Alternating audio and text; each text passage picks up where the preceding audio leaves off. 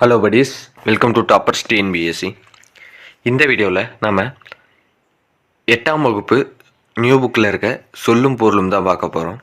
ஏற்கனவே 6ஆம் வகுப்பு மற்றும் 7ஆம் வகுப்பு முடிச்சிட்டோம். புதிய புத்தகத்தில் இருக்கிறது. அது மட்டும் இல்லாமல் 6th to 10th ஓல்டு புக்கில் இருக்க சொல்லும் பொருளும் முடிச்சிட்டோம். இது 8ஆம் வகுப்பு. வாங்க இந்த வீடியோக்குள்ளே போகலாம். முதல்ல நிரந்தரம் என்பதன் சொல்லின் பொருள் கால முழுமையும், வன்மொழி என்ற சொல்லின் பொருள் வளமிக்க மொழி, வைப்பு என்ற சொல்லின் பொருள் நிலப்பகுதி, இசை என்ற சொல்லின் பொருள் புகழ், சூழ்களி என்ற சொல்லின் பொருள் சூழ்ந்துள்ள அறியாமையின் இருள், தொல்லை என்ற சொல்லின் பொருள் பழமை துன்பம். பழமை துன்பம் ஞாபகம் வச்சுங்க. தொன்மைன்னு வரும், இங்கே தொல்லைன்னு கொடுத்துருக்காங்க, இதற்கு பழமை துன்பம். விசும்பு என்ற சொல்லின் பொருள் வானம், மரபு என்ற சொல்லின் பொருள் வழக்கம், மயக்கம் என்ற சொல்லின் பொருள் கலவை, திரிதல் என்ற சொல்லின் பொருள் மாறுபடுதல், இருதிணை, இருதிணைனா உயர்திணை, அக்ரிணைன்னு இருக்கு. உயர்திணை உயிருள்ள பொருட்களை குறிக்கிறது, உயிருள்ள மனிதர்களை குறிக்கிறது. அக்ரிணை என்பது ஆறறிவு இல்லாமல் இருக்கிற அனைத்தையும் குறிக்கிறது.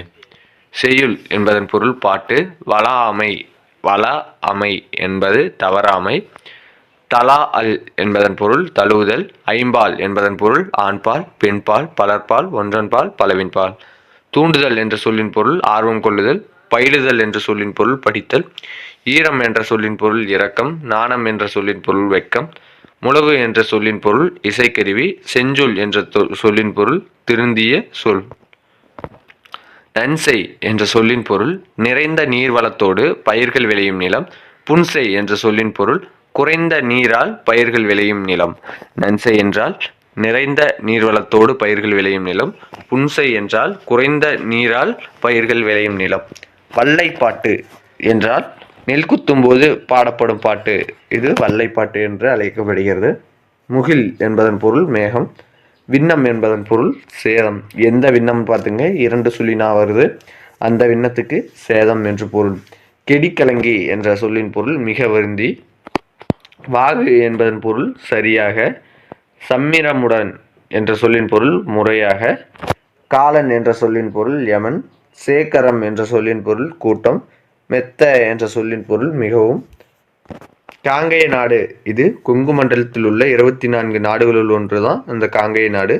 தீர்வன என்ற சொல்லின் பொருள் நீங்குபவை, திறத்தன என்ற சொல்லின் பொருள் தன்மையுடையன, உவசமம் என்ற சொல்லின் பொருள் அடங்கி இருத்தல், கூற்றவா என்ற சொல்லின் பொருள் பிரிவுகளாக, நிழல் இகழும் என்ற சொல்லின் பொருள் ஒளி பொருந்திய, பூனாய் என்ற சொல்லின் பொருள் அணிகலன்களை அணிந்தவளே, பேர்தற்கு என்ற சொல்லின் பொருள் அகற்றுவதற்கு, பிணி என்ற சொல்லின் பொருள் துன்பம், திரியோக மருந்து, இது 3 யோக மருந்து.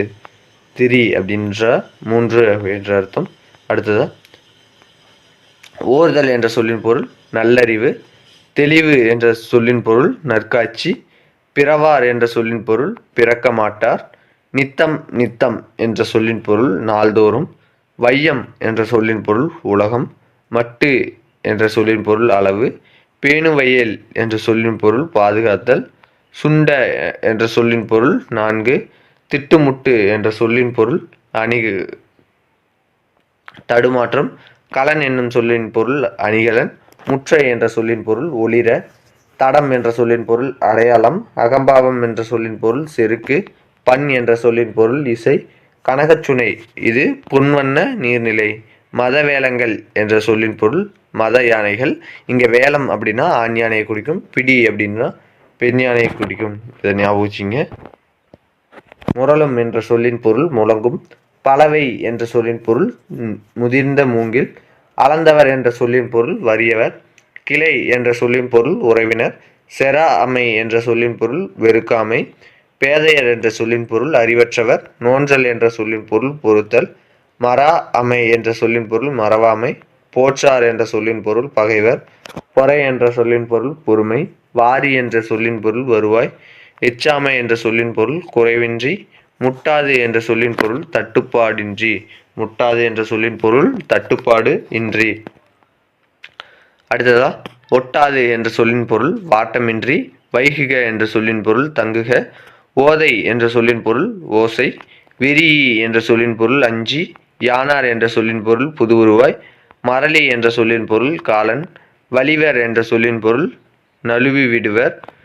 கரி என்ற சொல்லின் பொருள் யானை. கரி என்ற சொல்லின் பொருள் யானை. வேலம்னா ஆண் யானை, பிடினா பெண் யானை. இது ஞாபகம் வச்சுங்க, கரினாலும் யானை தான். பிலம் என்ற சொல்லின் பொருள் மலைக்குகை. தூறு என்ற சொல்லின் பொருள் புதர். மண்டுதல் என்ற சொல்லின் பொருள் நெருங்குதல். அறுவர் என்ற சொல்லின் பொருள் தமிழர். இறைஞ்சினர் என்ற சொல்லின் பொருள் வணங்கினர். உடன்றன என்ற சொல்லின் பொருள் சிதைந்து எழுந்தன. முளை என்ற சொல்லின் பொருள் மலைக்குகை. ஜீவன் என்ற சொல்லின் பொருள் சீவன் என்ற சொல்லின் பொருள் உயிர். சாத்தியம் என்ற சொல்லின் பொருள் உண்மை. சபதம் என்ற சொல்லின் பொருள் சூளுரை. ஆனந்த தரிசனம் என்ற சொல்லின் பொருள் மகிழ்வான காட்சி. மோகித்து என்ற சொல்லின் பொருள் விரும்பி.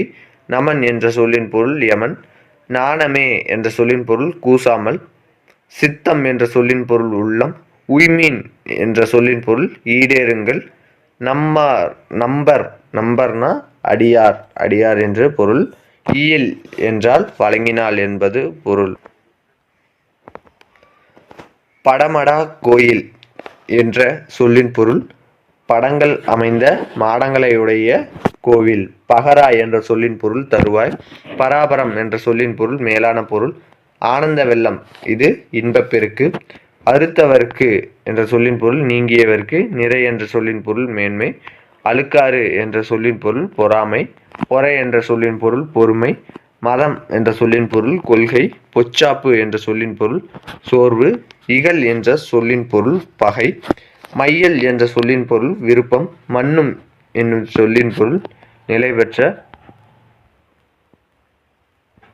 ஓர்ப்பு என்ற சொல்லின் பொருள் ஆராய்ந்து தெளிதல். இதோட 8ஆம் வகுப்பு புதிய புத்தகத்தில் இருக்க சொல்லும் பொருளும் முடிஞ்சது. இதை மட்டும் கன்ஃபார்ம் பார்த்தா போதும். 8ஆம் வகுப்புல இருந்து கேட்கப்படுற இந்த சொல்லும் பொருளும் அப்படிங்கிற டாப்பிக்ல இருந்து எந்த கொஸ்டின் வந்தாலும் அடிச்சிடலாம். இந்த வீடியோ பிடிச்சிருந்தா லைக் பண்ணுங்கள், ஷேர் பண்ணுங்கள், சப்ஸ்கிரைப் பண்ணுங்கள். நன்றி.